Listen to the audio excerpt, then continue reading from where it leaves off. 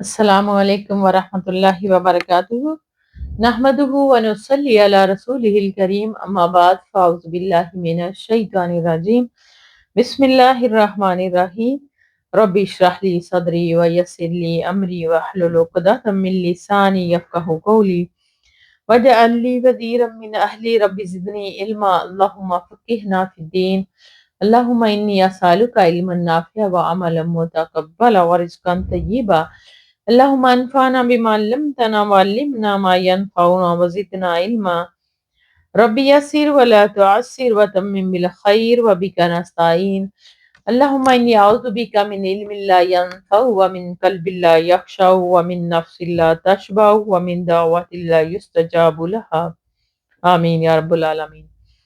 لہسن، پیاز، گندنا یا کوئی اور بدبودار چیز کھا کر بدبو زائل کیے بغیر مسجد میں داخل ہونے کی ممانعت اور بے وقت ضرورت اس کا جواز۔ حضرت ابن عمر رضی اللہ تعالیٰ عنہ سے روایت ہے کہ نبی کریم صلی اللہ علیہ وسلم نے ارشاد فرمایا کہ جو شخص اس پدے یعنی لہسن سے کچھ کھائے اور وہ ہماری مسجد کے قریب نہ آئے۔ رواہ البخاری و مسلم۔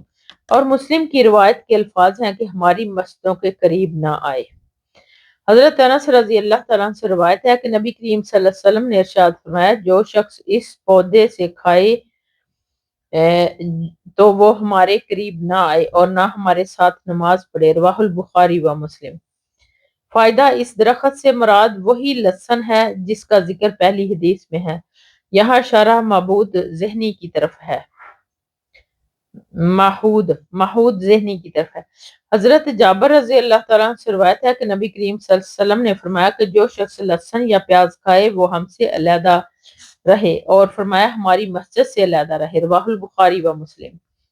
مسلم کی ایک اور روایت میں ہے کہ جو شخص پیاز، لہسن اور گدنا کھائے وہ ہماری مسجد کے قریب نہ آئے، اس لیے کہ فرشتے بھی ان چیزوں سے تکلیف محسوس کرتے ہیں جن سے انسانوں کو تکلیف ہوتی ہے۔ فائدہ، کراس ایک بدبودار قسم کی سبزی ہے۔ یہ ساری چیزیں اس وقت ممنوع ہیں جب یہ کچی ہوں، اور نماز کے لیے مسجد میں جانے کا وقت بالکل قریب ہو، اور نہ لہسن پیاز تو ہر ہانڈی کا لازمی جز ہے، لیکن پکنے کے بعد چونکہ اس کی بدبو ختم ہو جاتی ہے اس لیے ان کا کھانا بھی جائز ہے۔ حضرت عمر بن خطاب رضی اللہ تعالیٰ عنہ سے روایت ہے کہ انہوں نے جمعے کے دن خطبہ دیا تو اپنے خطبے میں فرمایا کہ پھر تم اے لوگو دو ایسے پودے سبزیاں کھاتے ہو جن کا کچا کھانے میں نجائز خیال کرتا ہوں، پیاز اور لہسن۔ میں نے رسول اللہ صلی اللہ علیہ وسلم کو دیکھا کہ جب مسجد میں کسی آدمی سے ان دو چیزوں کی بدبو آپ محسوس فرماتے تو اس کی بابت حکم دے کر اسے بقیع قبرستان تک باہر نکلوا دیتے تھے، چانچہ جو شخص انہیں کھانا چاہے تو وہ انہیں پکا کر ان کی بدبو زائل کر کے کھائے۔ رواہ مسلم۔ فائدہ نمبر 1، خبیث کا لفظ حرام اور ایسی چیزوں پر بھی بولا جاتا ہے جن کا کھانا یا ان کا بو ناگوار اور مکروہ ہو۔ پیاز اور لہسن وغیرہ جب تک کہ کچے ہوں تو اس اعتبار سے خبیث ہیں کہ انہیں کھا کر مسجد میں جانا ممنوع ہے، البتہ پکنے کے بعد اس کا حکم بدل جائے گا اور ان کا کھانا جائز ہوگا۔ اسی طرح مسجد میں جانے کا وقت نہ ہو تو تب بھی ان کو کچا کھانا جائز ہے۔ اس سے معلوم ہوا کہ جب عبادت یا اسی طرح کی کسی مقصد کے لیے مسجد یا مدرسے یا کسی اور جگہ جانا ہو تو جہاں لوگوں کا اجتماع ہو تو وہاں ایسی چیز کھا یا پی کر نہیں جانا چاہیے جس میں بدبو دوسرے لوگوں کو بھی پہنچے اور وہ اس سے تکلیف محسوس کریں، جیسے کچا لہسن، پیاز، سگریٹ، حقہ، بیڑی وغیرہ۔ نمبر 2، اس سے یہ بھی معلوم ہوا کہ مسجدوں کو ہر قسم کی نجاستوں اور بدبو دار چیزوں سے بچا کر رکھنا چاہیے۔ اس اعتبار سے ہمارے ملک کی بہت سی مسجدوں میں جو بیت الخلاء وغیرہ مسجد کے اندر ہوتے ہیں ان کی بدبو مسجد کے اندر ہی جاتی ہے اور محسوس ہوتی ہے، یہ نجائز ہے۔ مسجدوں کے اندر ان کے بنانے کا قطعاً جواز نہیں۔ اس قسم کی مسجدوں کو ان نجاستوں سے پاک کرنا ضروری ہے، ورنہ انتظامیہ اور ذمہ دار کو حضرات عند اللہ مجرم ہوں گے، اللہ محفوظنا منہم۔ جمعے کے دن دوران خطبہ گھٹنوں کے پیٹ کے ساتھ ملا کر بیٹھنے کی کراہت۔ اس لیے کہ ان سے نیند آتی ہے، جس سے خطبہ سننے سے محرومی اور وضو کے ٹوٹنے کا اندیشہ ہے۔ حضرت معاذ بن انس جہنمی رضی اللہ تعالیٰ عنہ سے روایت ہے کہ نبی کریم صلی اللہ علیہ وسلم نے جمعے کے دن جب کہ امام خطبہ دے رہا ہو گھٹنوں کو پیٹ کے ساتھ ملا کر بیٹھنے سے منع فرمایا ہے۔ اسے ابو داؤد ترمذی نے روایت کیا ہے، اور امام ترمذی فرماتے ہیں کہ یہ حدیث حسن ہے۔ فائدہ ہبواتن احتباء کا اسم مصدر ہے۔ اس کے معنی ہے کہ دونوں گھٹنوں کو ہاتھوں کے ساتھ یا کسی کپڑے وغیرہ کے ساتھ پیٹ سے ملا کر بیٹھنا۔ اسی طرح خطبہ جمعے کے دوران بیٹھنا ممنوع ہے، کیونکہ اس سے نیند آتی ہے، جس سے خطبہ سننے میں خلل آتا ہے جو واجب ہے، اور غالبا نیند سے وضو کے ٹوٹنے کا بھی اندیشہ ہے، جس سے نماز باطل ہو سکتی ہے۔ قربانی کا ارادہ رکھنے والے کے لیے ذوالحجہ چاند دیکھنے سے قربانی کرنے تک اپنے بال اور ناخن کاٹنے کی ممانعت۔ حضرت ام سلمہ رضی اللہ تعالیٰ سے روایت ہے کہ رسول اللہ صلی اللہ علیہ وسلم نے فرمایا کہ جس شخص کے پاس قربانی کا جانور ہو، جیسے وہ ذبح کرنے کا ارادہ رکھتا ہو، تو جب ذوالحجہ کا چاند طلوع ہو جائے تو وہ اپنے بالوں اور ناخنوں سے کچھ نہ کاٹے یہاں تک کہ قربانی کر لے۔ رواہ مسلم۔ فائدہ اس حدیث کے مطابق قربانی کی نیت رکھنے والے کو چاہیے کہ ذوالحجہ کا چاند دیکھ لینے کے بعد سر کی حجامت کرانے یا بغل یا زیر ناف کے بال کاٹنے یا ناخن تراشنے سے اجتناب کرے، تاکہ اس کی قربانی سنت کے مطابق ہو، پھر 10 ذوالحجہ کو قربانی کرنے کے بعد حجامت کروائے۔ بے شک مخلوق کی قسم کھانے کی ممانعت، جیسے پیغمبر، کعبہ، فرشتوں، آسمان، باپ، دادوں، زندگی، روح، سر، بادشاہ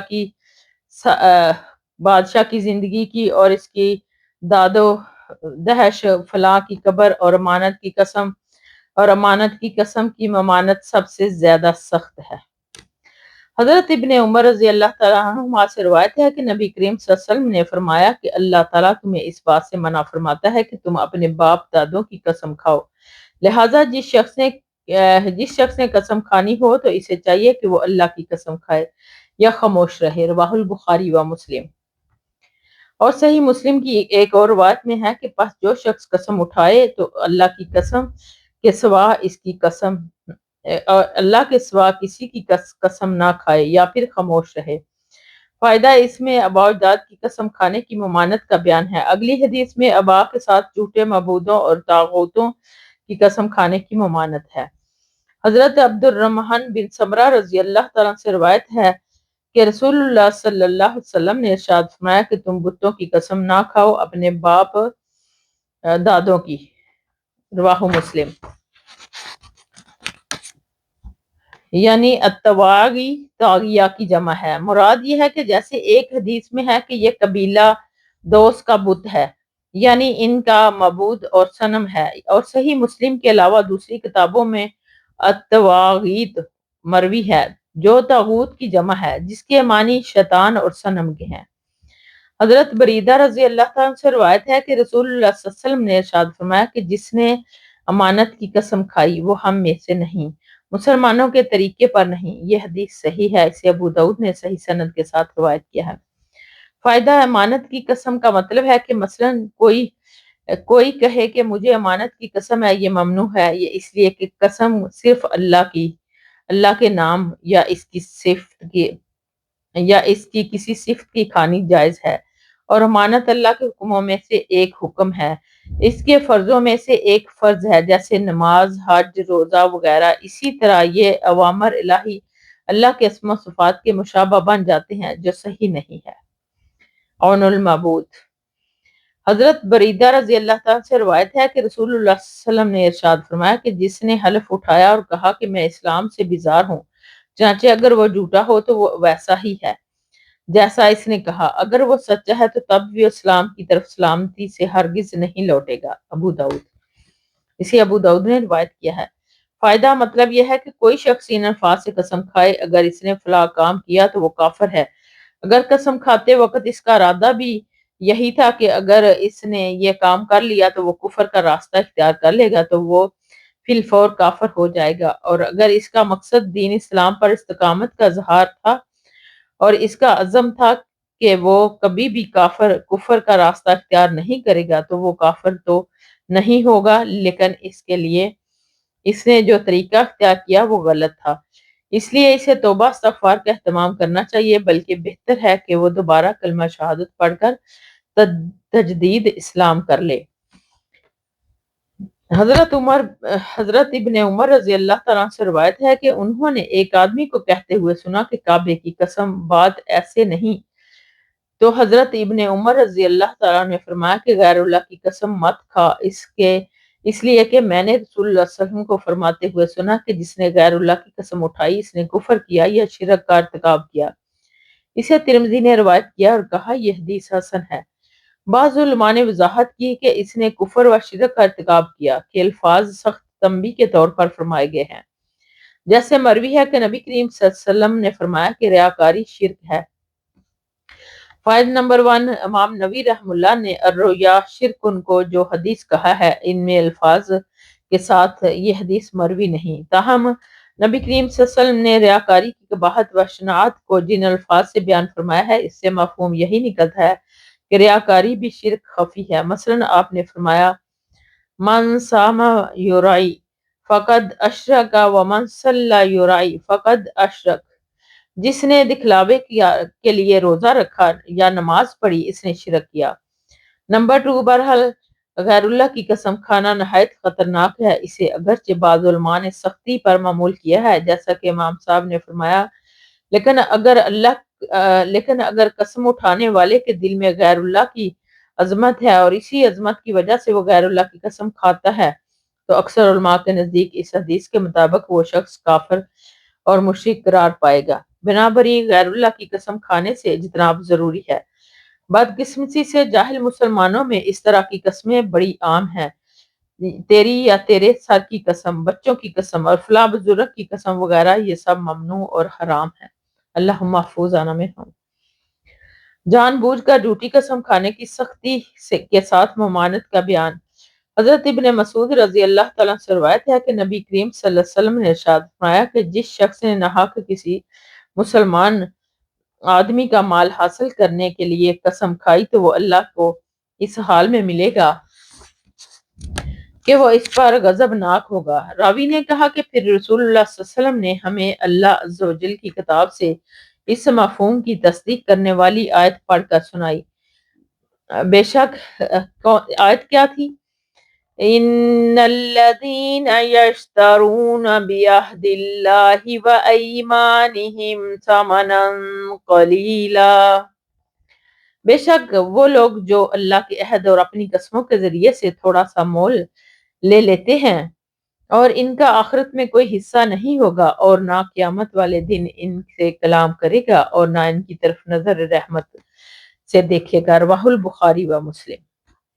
حضرت ابو امامہ یاس بن صلبہ حارثی رضی اللہ تعالیٰ عنہ سے روایت ہے کہ رسول اللہ صلی اللہ علیہ وآلہ وسلم نے ارشاد فرمایا جو شخص اپنی جھوٹی قسم کے ذریعے سے کسی مسلمان کا حق لے لے تو اللہ تعالیٰ اس کے لیے جہنم کی آگ کو واجب اور جنت کو اس پر حرام کر دیتا ہے۔ اس پر ایک شخص نے عرض کیا کہ اے اللہ کے رسول صلی اللہ علیہ وسلم چاہے وہ تھوڑی سی چیز ہو؟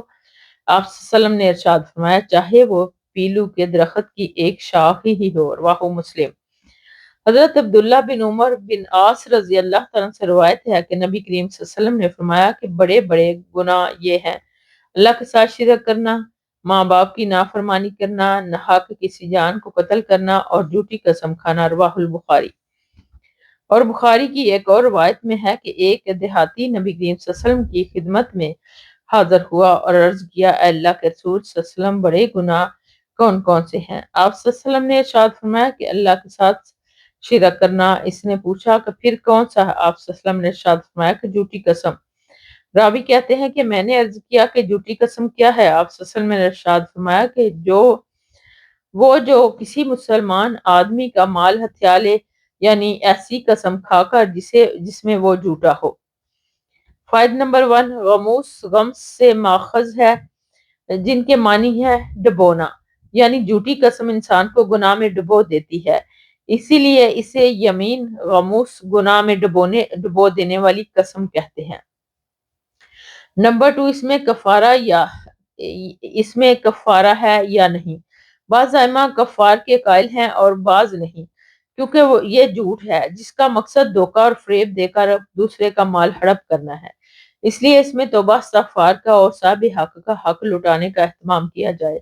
یہی مسلک زیادہ صحیح ہے، کیونکہ صرف کفارے سے اس کا گناہ کا ازالہ نہیں ہو سکتا، بلکہ ظلم کی تلافی اور اس کا ازالہ ضروری ہے۔ اس بات کا استصحاب کہ قسم کھانے کے بعد اس سے بہتر پہلو دیکھے تو جس پر قسم کھائی گئی ہے اس سے اختیار کر لے اور قسم کا کفارہ ادا کر لے۔ حضرت عبد الرحمن بن سمرہ رضی اللہ تعالیٰ عنہ سے روایت ہے کہ رسول اللہ صلی اللہ علیہ وسلم نے مجھ سے فرمایا کہ جب تو کسی کام پر حلف اٹھا لے، پھر تو اس قسم کے پورا نہ کرنے کو بہتر سمجھے تو وہ کام کر جو بہتر ہے اور اپنی قسم کا کفارہ دے دے۔ رواہ البخاری و مسلم۔ فائدہ غیرہ کا مطلب ہے کہ غیر البر بالیمین، یعنی قسم کا پورا نہ کرنے میں خیر دیکھے۔ انسان یہی نہ سوچتا رہے کہ میں قسم کھا بیٹھا ہوں، اب فائدہ ہو یا نقصان میں تو وہی کرنے پر مجبور ہوں۔ شریعت نے ایسے موقع پر قسم کے توڑ دینے اور اس کا کفارہ ادا کرنے کا حکم دیا ہے، کیونکہ نقصان وہ دینی ہو یا دنیاوی کے مقابلے میں کفارہ قسم ادا کر دینا آسان ہے۔ حضرت ابو ہریرہ رضی اللہ تعالیٰ عنہ سے روایت ہے کہ رسول اللہ صلی اللہ علیہ وسلم نے ارشاد فرمایا کہ جو شخص کسی کام کے کرنے پر قسم کھائے، پھر وہ کسی اور قسم کے کام میں بہتری دیکھے تو اپنی قسم کا کفارہ ادا کر دے اور وہ کام کرے جو بہتر ہے۔ رواہ مسلم۔ حضرت ابو موسیٰ رضی اللہ تعالیٰ عنہ سے روایت ہے کہ رسول اللہ صلی اللہ علیہ وسلم نے ارشاد فرمایا کہ بے شک میں اللہ کی قسم، اگر اللہ نے چاہا کسی کام پر حلف نہیں اٹھاؤں گا، پھر میں اس سے زیادہ بہتر صورت دیکھوں تو میں ضرور اپنی قسم کا کفارہ ادا کروں گا اور وہ کام اختیار کروں گا جو بہتر ہے۔ رواہ البخاری و مسلم۔ حضرت ابو ہریرہ رضی اللہ تعالیٰ سے روایت ہے کہ رسول اللہ صلی اللہ علیہ وسلم نے ارشاد فرمایا کہ تم میں سے کسی شخص نے اپنے گھر والوں کے بارے میں قسم کھا کر اس پر اڑے رہنا اللہ کے ہاں اس لیے کہ اس بات سے زیادہ گناہ کا باعث ہے کہ وہ اس قسم کا کفارہ ادا کر دے جو اللہ نے اس پر فرض کیا ہے۔ رواہ البخاری و مسلم۔ فائدہ نمبر 1، اہل سے مراد بیوی، بچے اور دیگر اہل خانہ ہے۔ آدمی مثلا بیوی کی بابت قریب نہ جانے کی قسم کھا لے، ذرا حالیہ اس قربت میں اس کے لیے بہتری ہے، تو اس صورت میں اپنی قسم پر ہی اڑے رہنا زیادہ گناہ کا باعث ہے۔ اس سے کم تر گناہ تو یہ ہے کہ قسم توڑ کر اس کا کفارہ ادا کر دے اور بیوی سے معمول کے مطابق معاملہ کرے۔ نمبر 2، ان تمام احادیث کا خلاصہ یہی ہے کہ قسم کھانے کے بعد اگر یہ واضح ہو کہ بہتری تو اس کام میں ہے جس کو نہ کرنے کی قسم کھائی ہے، تو قسم توڑ دی جائے اور مقسم علیہ کام کو اختیار کر لیا جائے۔ قسم توڑنے کی مقسم علیہ کے اعتبار سے مختلف صورتیں ہیں۔ اگر اس نے قسم کھائی کہ نماز نہیں پڑھوں گا یا شراب پیوں گا، اس قسم کا توڑنا واجب ہوگا، اور اگر کسی مستحب کام کے نہ کرنے پر یا کسی ناپسندیدہ کام کے کرنے پر قسم کھا لی تو قسم توڑنا مستحب ہوگا۔ قسم کو توڑنا مستحب ہوگا۔ اسی طرح کسی مباح کام کے نہ کرنے پر قسم کھا لے تو قسم کا توڑنا بھی مباح ہوگا۔ نمبر 3، قسم کا کفارہ ادا کرنا ضروری ہے۔ یہ 10 مسکینوں کو اوسط درجے کا کھانا کھلانا، ان کو لباس پہنانا، ایک گردن آزاد کرنا، اگر اس کی طاقت نہ ہو تو پھر یہ 3 دن کے روزے رکھنے ہیں۔ کفارہ پہلے ادا کرے اور بعد میں وہ کام کرے جس پر قسم کھائی تھی، یا کفارہ کام کرنے کے بعد ادا کرے۔ جمہور علماء پہلی رائے کے قائل ہیں کہ وہ الفاظ حدیث میں اس کی تائید کرتے ہیں۔ اس بات کے واضح ہو جانے کے بعد بھی کہ مقسم علیہ کا کام درست نہیں، پھر انسان قسم پر اڑا رہے تو اس سے وہ عند اللہ زیادہ گناہ گار ہوگا۔ نمبر 5، نبی کریم صلی اللہ علیہ وسلم کا طریقہ یہی ہے کہ قسم پر اڑنے کی بجائے بہتر پہلو کو اختیار کرے۔ کیا مطلب ہے؟ ان میں کہا گیا ہے کہ 10 مسکینوں کو اوسط درجے کا کھانا کھلانا، جو کہ ہم اپنے گھر والوں کو کھلاتے ہیں یا ہم خود کھاتے ہیں۔ اگر وہ نہیں کر سکتے تو ان 10 مسکینوں کو لباس پہنانا یعنی کپڑے لے کر دینا۔ اگر وہ بھی نہیں کر سکتے تو ایک گردن کو آزاد کرانا یعنی ایک غلام کو۔ آج کل کے دور میں غلام تو نہیں ہوتے، لیکن کوئی قیدی ایسا بے گناہ پکڑا گیا ہو تو اس کو آزاد کرانا، یعنی اس کو اگر بے گناہ رکھا ہے تو اس کی قیمت ادا کر کے اس کو آزاد کرانا۔ اگر یہ بھی نہیں ہو سکتا تو پھر 3 دن کے روزے رکھنا، یعنی آج کل اس کے اگلے دن، ٹھیک ہے، یعنی 3 دن لگاتار، یہ نہیں کہ ایک آج رکھ لیا، ایک کل پرسوں رکھ لیا، ایک اس سے اگلے دن رکھ لیا، نہیں، ایک آج رکھیں گے، ایک کل رکھیں گے، ایک اس کے اگلے دن، 3 دن لگاتار روزے رکھیں گے، یہ اس کا کفارہ ہے۔ لغو قسم کے معاف ہونے اور اس میں کفارہ نہ ہونے کا بیان، اور یہ وہ قسم ہے جو بغیر ارادہ قسم کی عادت کے طور پر زبان پر آ جائے، جیسے لا واللہ، بلا واللہ اور اس قسم کے دیگر الفاظ قسم۔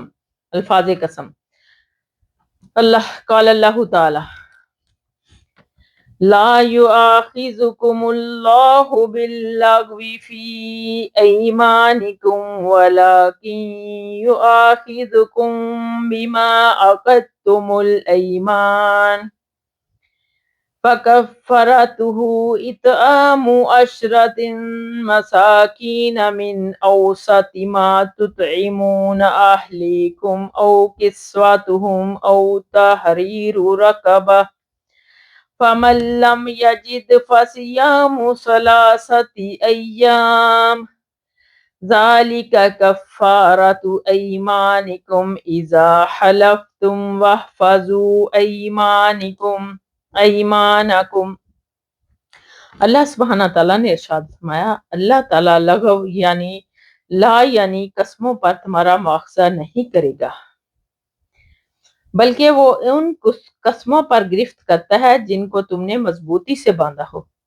چنانچہ اس کا کفارہ 10 مسکینوں کو درمیانے درجے کا کھانا کھلانا ہے جو تم اپنے گھر والوں کو کھلاتے ہو، یا ان کو کپڑے پہنانا ہے، یا ایک گردن آزاد کرنا ہے۔ پس جو اس کی طاقت نہ رکھے تو وہ 3 دن کے روزے رکھے، یہ تمہاری قسموں کا کفارہ ہے۔ جب تم قسم کھاؤ اور اپنی قسم کی حفاظت کرو، انہیں پورا کرو اگر گناہ کے کام پر نہ ہو۔ فائدہ آیت لغو قسم یعنی کفارہ، جس کا کفارہ اور مواخذہ نہیں، وہ ہے کہ انسان اپنے طور پر کسی بات کو سچ جانتے ہوئے کھا لیتا ہے، ذرا حال یہ واقعہ اس کے برعکس ہوتا ہے، یا وہ قسم ہے جو بغیر ارادہ قسم کے عادتن کے طور پر زبان پر جاری ہو جائے، جیسے اللہ کی قسم، یا کیوں نہیں اللہ کی قسم۔ قسموں کی حفاظت کا مطلب ہے کہ ہر معاملے میں قسم کھانے سے گریز کرو، اور جس بات پر قسم کھاؤ تو اسے پورا کرو۔ حضرت عائشہ رضی اللہ تعالیٰ عنہ سے روایت ہے کہ قرآن کریم کی آیت لا یؤاخذکم اللہ باللغو فی ایمانکم یعنی ایسے آدمی کے بارے میں اتری جو بات بات پر بغیر ارادہ قسم کے کہتا ہے نہیں اللہ کی قسم، کیوں نہیں اللہ کی قسم، رواہ البخاری، یعنی بات بات پر قسم کھانے سے منع کیا گیا ہے۔ فائدہ نمبر 1، گزشتہ باب اور اس باب میں بیان کردہ آیات احادیث سے معلوم ہوا کہ قسموں کی 3 قسمیں ہیں۔ ایک یمین غموس جھوٹی قسم، اس کا حکم گزر چکا۔ دوسری لغو قسم، اس پر گناہ ہے نہ کفارہ۔ تیسری قسم معقدہ، جو انسان کسی کام کے کرنے یا نہ کرنے کی بابت دل کے پورے ارادے کے ساتھ کھاتا ہے، اس کے توڑنے پر کفارہ ہے جو آیت مذکورہ میں بیان ہوا۔ نمبر 2، کفارہ قسم میں 10 مسکینوں کو اوسط درجے کا کھانا کھلانے کا جو ذکر ہے، اس کی مقدار کیا ہوگی؟ اس کی بابت کوئی صحیح حدیث نہیں ہے۔ بعض علماء نے صبح اور رات کا کھانا کہا ہے، اور بعض ائمہ نے اس حدیث سے استدلال کرتے ہوئے جس میں رمضان میں روزے کی حالت میں بیوی سے ہم بستری کرنے والے کفارے کا ذکر ہے، 1 مد تقریباً 10 چھٹانک فی مسکین خوراک قرار دی ہے، کیونکہ نبی کریم صلی اللہ علیہ وسلم نے اس شخص کو کفارہ جمع ادا کرنے کے لیے 15 سا کھجور دی تھی، جنہیں 60 مسکینوں پر تقسیم کرنا تھا۔ 1 سا میں 4 مد ہوتے ہیں۔ اس اعتبار سے بغیر سالن کے 10 مسکینوں کے لیے 10 مد سوا 6 سیر یا 6 کلو خوراک ہوگی۔ ابن کثیر یعنی 6 کلو آٹا یا چاول یا کھجور وغیرہ اگر عرف کا اعتبار کرتے ہوئے 10 مسکینوں کو ایک وقت کا اوسط درجے کا کھانا کھلا دیا جائے تو ہمارے خیال میں یہ بھی کافی ہوگا، واللہ اعلم۔ سودا کرتے وقت قسم کھانے کی کراہت کا بیان، اگرچہ وہ سچائی ہو۔ حضرت ابو ہریرہ رضی اللہ تعالیٰ عنہ سے روایت ہے کہ رسول اللہ صلی اللہ علیہ وسلم نے ارشاد فرمایا، رسول اللہ صلی اللہ علیہ وسلم کو ارشاد فرماتے ہوئے سنا کہ قسم سودے کے زیادہ بکنے کا سبب ہے لیکن کمائی کی برکت مٹانے کا ذریعہ بھی ہے، رواہ البخاری و مسلم۔ فائدہ، صلات ان کے معنی سامان اور سودے کے ہیں، منفقہ کے معنی رواج اور کثرت طلب کے ہیں۔ مطلب یہ ہے کہ سودا بیچتے وقت جو شخص قسم کھاتا ہے اس کا سودا تو جلدی بک جاتا ہے اور زیادہ بکتا ہے، لیکن یہ طریقہ پسندیدہ نہیں۔ اس سے بظاہر کمائی زیادہ ہوتی ہے لیکن اس میں برکت نہیں ہوتی بلکہ اس سے برکت اٹھ جاتی ہے۔ اسی لیے گاہک کو متاثر کرنے کے لیے قسم نہیں کھانی چاہیے چاہے وہ سچا ہی ہو۔ حضرت ابو قتادہ رضی اللہ تعالیٰ سے روایت ہے کہ انہوں نے رسول اللہ صلی اللہ علیہ وسلم کو فرماتے ہوئے سنا، سودا کرتے وقت زیادہ قسمیں اٹھانے سے بچو، اس لیے کہ اس سے سودا تو زیادہ بک جاتا ہے لیکن یہ طریقہ برکت کو مٹا دیتا ہے، رواہ مسلم۔ فائدہ، اس میں بھی وہی بات ہے کہ وہی بات بیان کی گئی ہے کہ اس میں ہمارے لیے غور و فکر کی دعوت ہے کہ جب سچی قسم کھانا بھی بے برکتی کا باعث ہے تو جو لوگ جھوٹی قسمیں کھا کر لوگوں کو دھوکہ دیتے ہیں وہ اپنا سامان بیچتے ہیں اور وہ کتنے بڑے گناہ کا ارتکاب کرتے ہیں، اعاذنا اللہ منہم، آمین یا رب العالمین۔ اس بات کی کراہت کہ انسان جنت کے علاوہ اللہ کے واسطے سے کسی اور چیز کا سوال کرے، اور اس بات کی کراہت کہ اللہ تعالیٰ کے نام پر مانگنے والے اور اس کے ذریعے سے سفارش کرنے والے کو انکار کر دیا جائے۔ حضرت جابر رضی اللہ تعالیٰ عنہ سے روایت ہے کہ رسول اللہ صلی اللہ علیہ وسلم نے ارشاد فرمایا کہ اللہ کی ذات کا واسطہ دے کر جنت کے سوا کسی چیز کا سوال نہ کیا جائے، اسے ابو داؤد نے روایت کیا ہے۔ فائد نمبر 1، اس حدیث کی بابت شیخ البانی رحم اللہ نے لکھا ہے کہ اس حدیث سے مسئلہ زیر بحث پر استدلال کرنا کئی وجود سے محل نظر ہے۔ یہ حدیث سندن ضعیف ہے، اگر اس کی صحت تسلیم کر لی جائے تب بھی اس سے عدم جواز پر استدلال صحیح نہیں، اس لیے کہ نہیں سے متبادر الی الذہن یہ بات ہے کہ اللہ کے واسطے سے دنیا کی عارضی اور فانی مال و متاع کا سوال کرنا منع ہے، لیکن اگر اس سے ہدایت اور صراط مستقیم کا سوال کیا جائے جو انسان کو جنت تک لے جاتا ہے تو اسے ممنوع کس طرح قرار دیا جا سکتا ہے۔ امام نووی رحم اللہ نے اس حدیث پر کراہت کا باب باندھا ہے، نہ کہ عدم جواز کا، اور شوافہ کے نزدیک کراہت تنزیہ کے لیے ہوتی ہے نہ کہ تحریم کے لیے۔ نمبر 2، بہرحال اللہ کے نام اور واسطے سے دنیا کا سوال ناپسندیدہ ہے لیکن اس کے جواز سے انکار مشکل ہے۔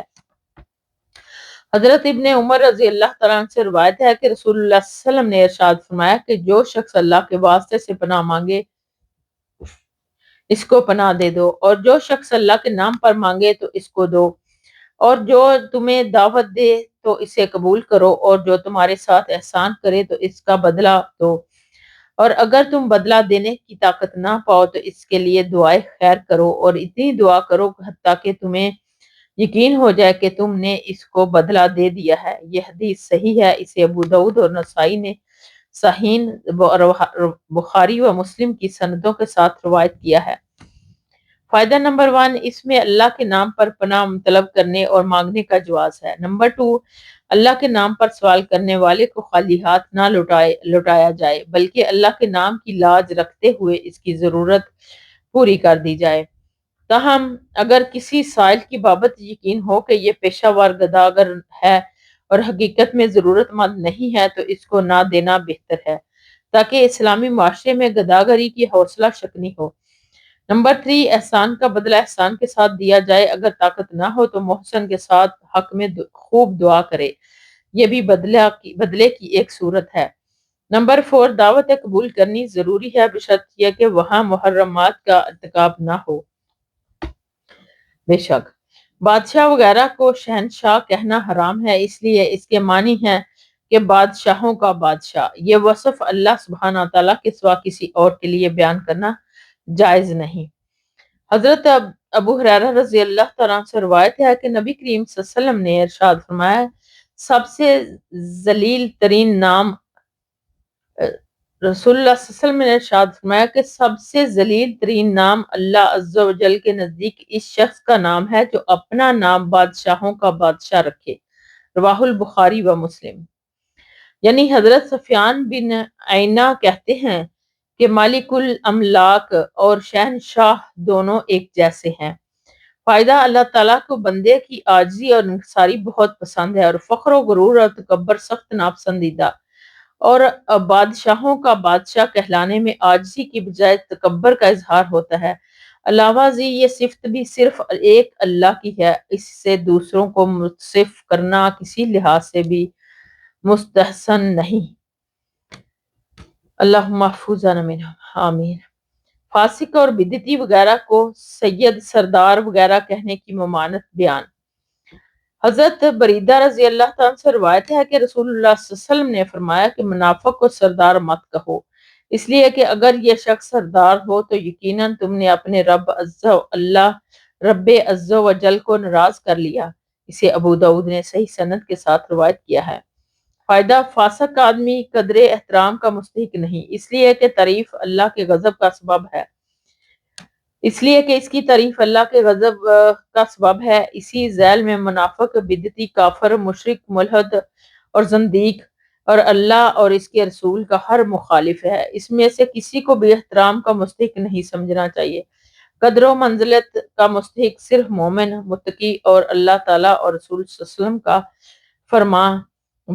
فرما بردار شخص ہی ہے۔ بے شک بخار کو برا بلا کہنے کی ممانعت کا بیان۔ حضرت جابر رضی اللہ تعالیٰ عنہ سے روایت ہے کہ رسول اللہ صلی اللہ علیہ وآلہ وسلم حضرت ام صائب یا ام مسیب کے پاس تشریف لے گئے۔ آپ صلی اللہ علیہ وسلم نے دریافت فرمایا کہ اے ام صائب یا ام مسیب، کیا بات ہے؟ تم کانپ رہی ہو۔ انہوں نے کہا کہ بخار ہے، اللہ اس میں برکت نہ دے۔ تو آپ صلی اللہ علیہ وسلم نے فرمایا کہ بخار کو برا بلا مت کہو، اس لیے کہ یہ انسان کے گناہوں کو اس طرح دور کر دیتا ہے جس طرح بھٹی لوہے کے نزدیک زنگ کو۔ رواہ مسلم۔ تزفین تیزی سے حرکت کر رہی تھی اور اس کا مطلب ہے کہ کانپ رہی تھی۔ یہ تا کی پیش کے ساتھ ہے اور زا اور فا دونوں مکرر ہیں، اور یہ را مکرر اور دو فاقوں کے ساتھ بھی مروی ہے۔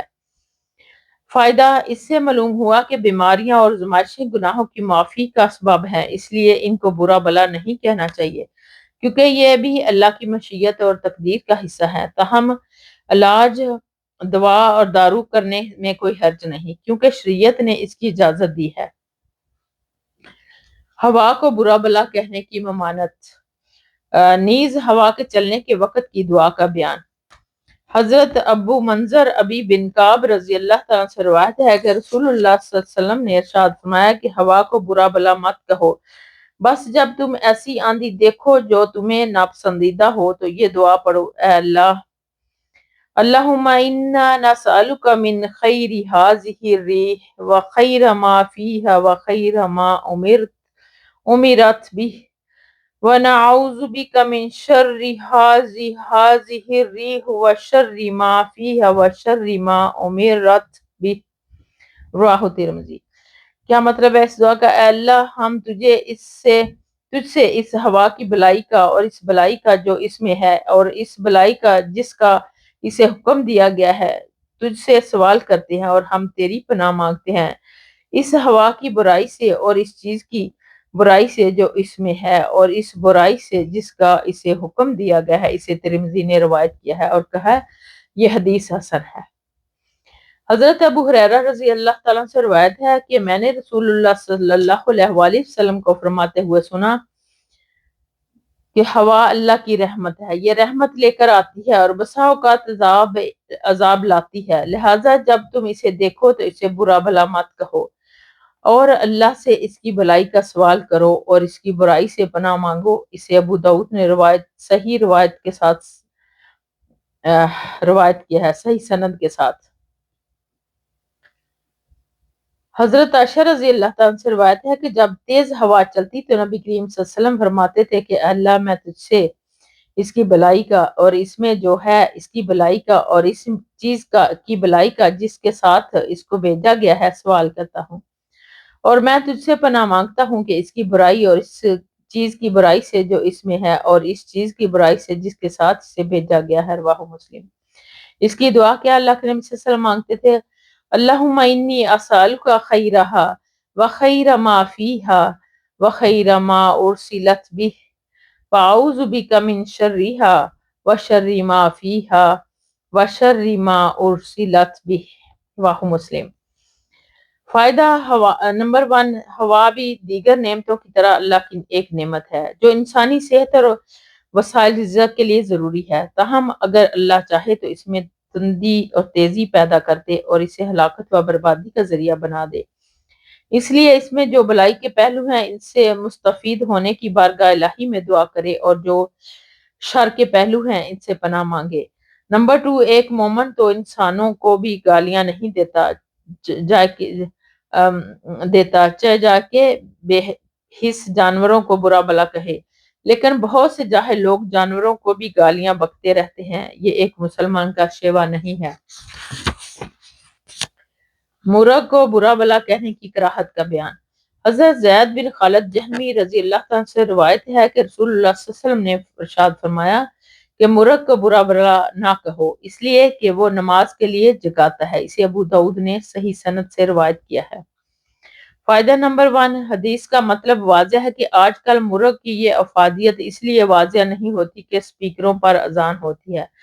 جب یہ سپیکر ایجاد نہیں ہوا تھا تو مؤذنون کی آواز نہایت محدود ہوتی تھی اور مرغ کی بانگ ہی اکثر لوگوں کو تہجد اور فجر کی نماز کے لیے جگایا کرتی تھی۔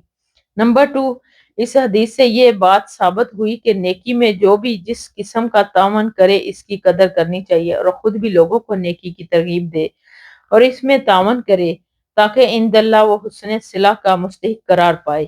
بے شک یہ کہنے کی ممانت کہ ہمیں فلاں ستارے کی وجہ سے بارش نصیب ہوئی۔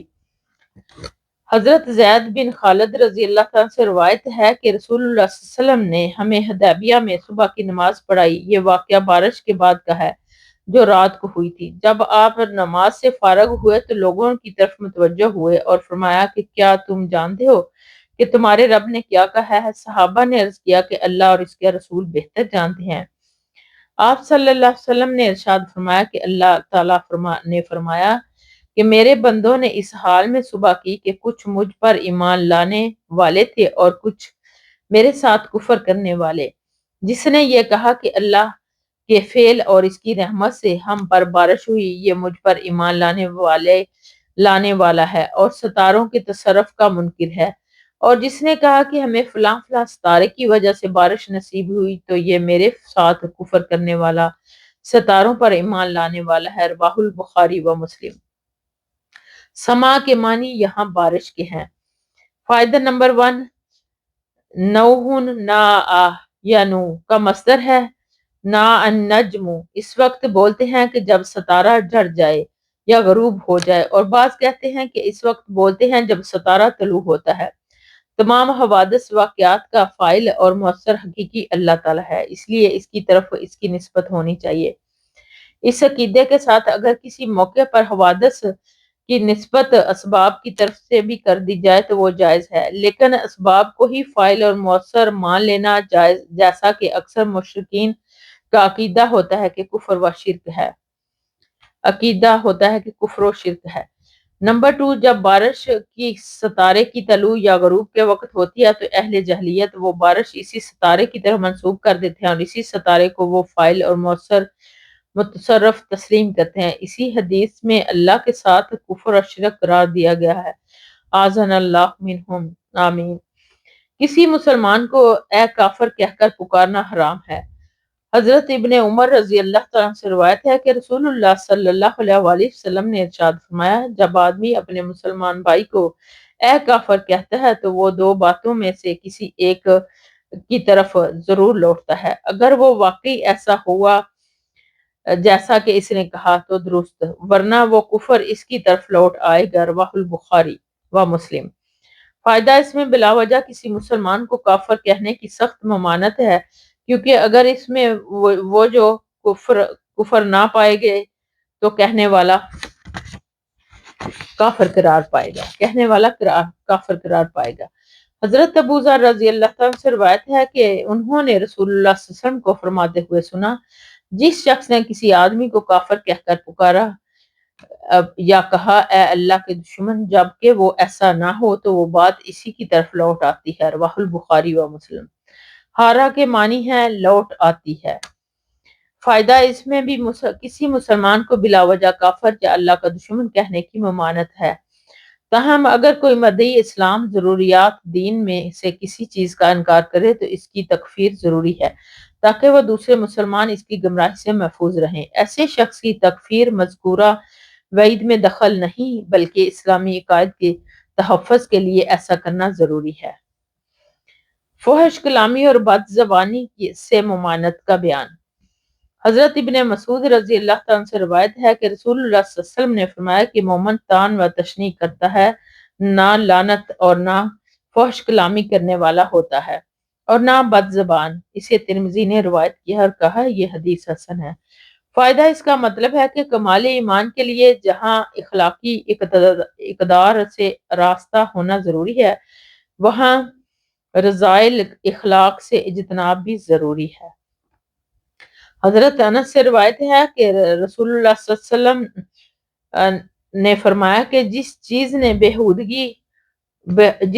بہودگی ہوگی وہ اسے عیب دار کر دے گی، اور جس چیز میں حیا ہوگی وہ اسے خوبصورت بنا دے گی۔ اسی ترمذی نے روایت کیا ہے اور کہا یہ حدیث حسن ہے۔ فائدہ اس سے بہودگی بے حیائی ترک کرنے کی ترغیب ہے اور زیور حیا سے راستہ ہونے کی تاکید ہے۔ کثرت کلام اور بہودہ گوئی سے حیا چھن جاتی ہے اور اس سے محرومی بہت بڑی خیر سے محرومی ہے۔ اللہم محفوظنا منہا۔ گفتگو میں تصنع کرنے یا چھین کھول کر حلق پھاڑنے یا تصنع کرنے، تکلف سے فصاحت کا اظہار کرنے، عوام وغیرہ سے خطاب کرنے کے وقت نامانوس الفاظ اور اعراب کی باریکیوں کے بیان کرنے کی کراہت۔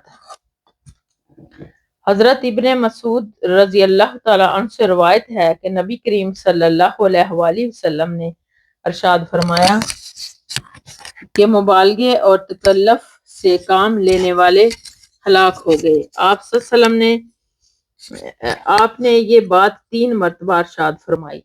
رواہ مسلم۔ یعنی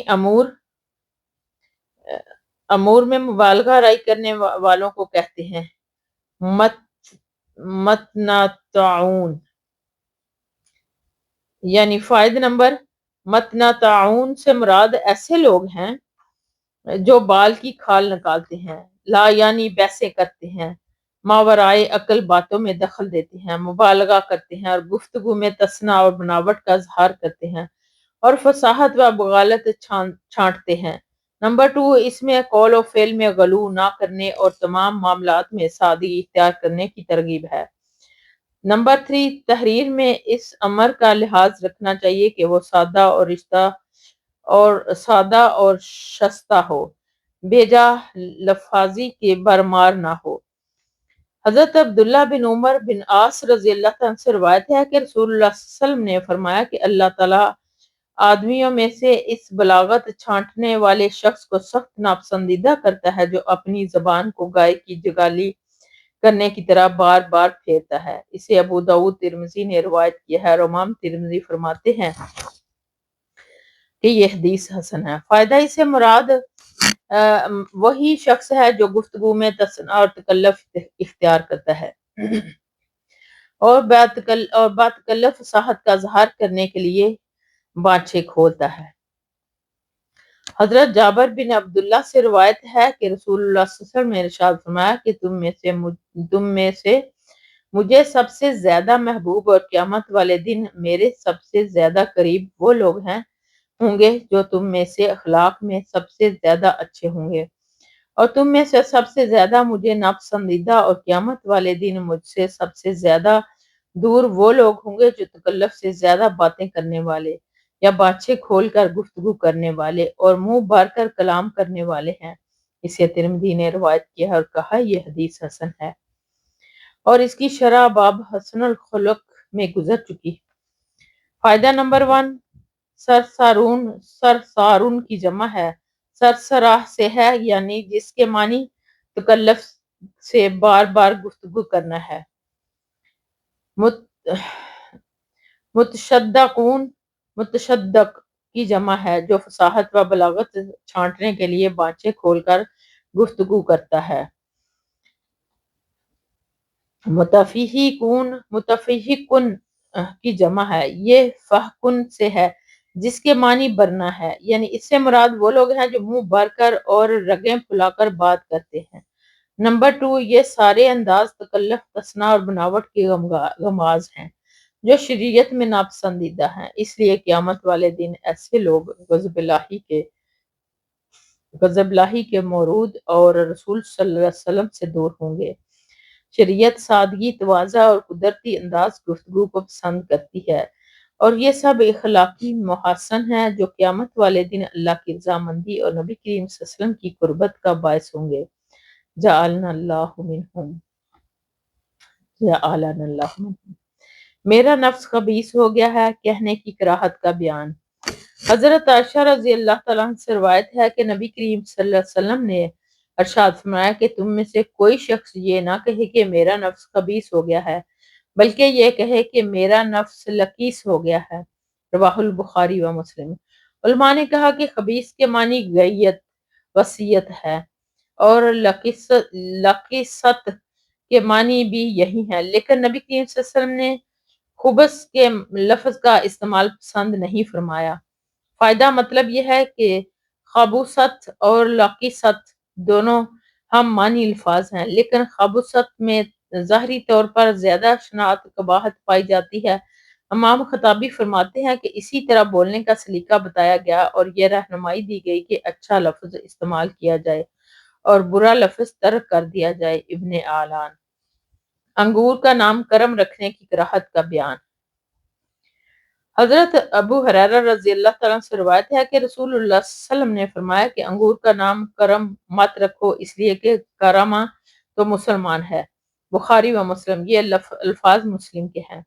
ایک اور روایت میں ہے کہ بے شک کرم تو مومن کا دل ہے۔ بخاری و مومن کی ایک اور روایت میں ہے کہ لوگ انگور کو کرم کہتے ہیں، حالانکہ کرم تو صرف مومن کا دل ہے۔